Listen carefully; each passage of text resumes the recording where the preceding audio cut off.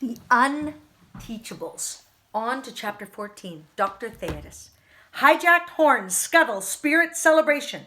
The Greenwich Telegraph local news by Martin Landsman, staff reporter.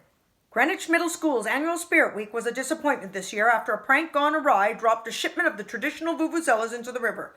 Although more than half of the noisemakers were eventually recovered, there was little enthusiasm at the school for blowing them. "I'm not putting my mouth on those things," one student commented. "You know, fish go to the bathroom in that water." District officials are not revealing the names of the perpetrators of the prank, saying only that they have been appropriately reprimanded and that their teacher is a veteran educator. But the Telegraph has learned that the teachers in question is Mr. Zachary Kermit, who is still remembered for his involvement in a 1992 cheating scandal that remains a serious black eye for the Greenwich schools. Christina Vargas finishes reading the article and slides it back across my desk. "Surely you're not still angry at Zachary Kermit for what happened 27 years ago." "Why shouldn't I be?" I ask irritably. "The whole town remembers the scandal. The fact that it came up in this story proves that." The principal shrugs. "You know as well as I do that the real culprit was Jake Terranova. He's the one who got his hands on a stolen exam and went into business selling it to his classmates.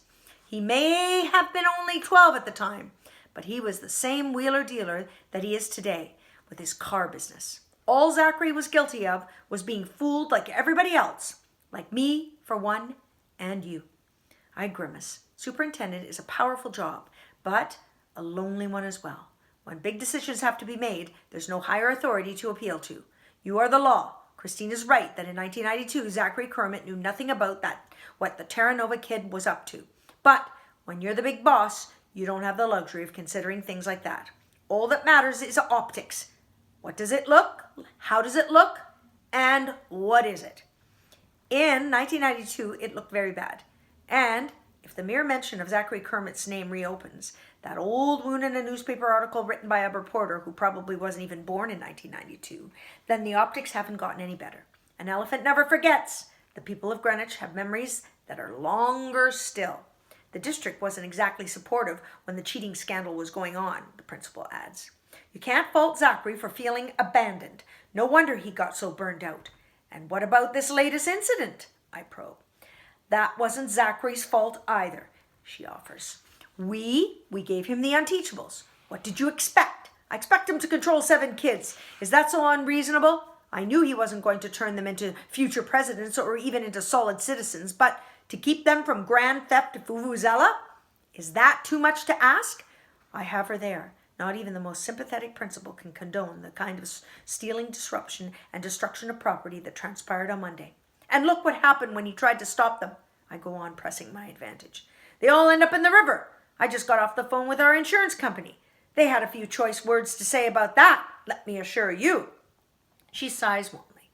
"I like Zachary. We started out in teaching together. He was brilliant and dedicated. What happened in 1992 destroyed his confidence. We should have stepped up to make sure he didn't blame himself. Instead, all we cared about was making sure we recovered when the newspapers got hold of the story. It ruined Zachary's career. Another difference between principals and superintendents. Principals can be nice. He ruined his own career. He might have been a good teacher once, but he isn't anymore." I agree.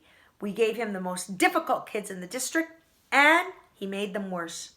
"He'll be out of our hair soon enough," she offers. "We both know he's planning to take early retirement." I wince. In the education business, you don't reach the level of superintendent without knowing how to do a little homework. The health and longevity of the Kermit family are appalling. Zachary Sr. celebrated his 80th birthday by going skydiving. The grandfather just turned 106. If the youngest Mr. Kermit has the same genes, he'll be collecting a pension from the school district for more than 50 years. The taxpayers of Greenwich shouldn't be on the hook for a bad teacher, I tell her. If he's fired for cause, he'll get no pension at all. She doesn't like that.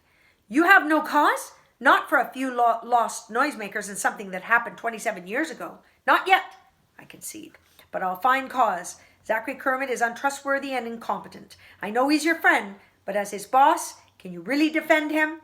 She doesn't answer. Principal always knows when there's dead wood on staff that needs to be cleared away. I don't gloat. That would be unbecoming of a superintendent, but privately I enjoy watching her squirm as she struggles to come up with an answer to that. I wonder, she muses finally. When Zachary fell in the river, no defense of a teacher should include a sentence that ends with fell in the river. I cut her off. Students didn't fall, she persists. They jumped in because they thought they had to rescue Zachary. Remember the kids we're talking about? Some of the most difficult and antisocial we've ever seen. But they're loyal to him. Why? 12 hours later, as I lie in bed trying to sleep, that why is still reverberating inside my skull. Wow, things are changing.